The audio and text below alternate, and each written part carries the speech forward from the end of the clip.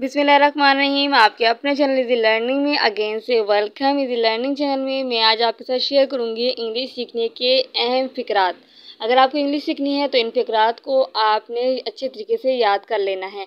Can it be solved, इसका कोई हल निकल सकता है। कैन इट बी सॉल्व्ड, इसका कोई हल निकल सकता है।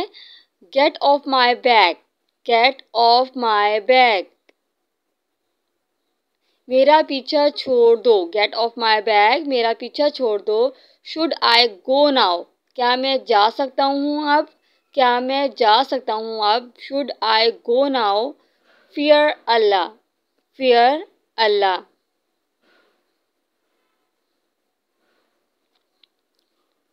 गेट ऑफ माई बैग, मेरा पीछा छोड़ दो। शुड आई गो नाउ, क्या मैं जा सकता हूँ।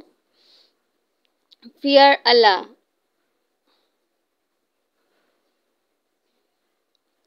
अल्लाह से डरो।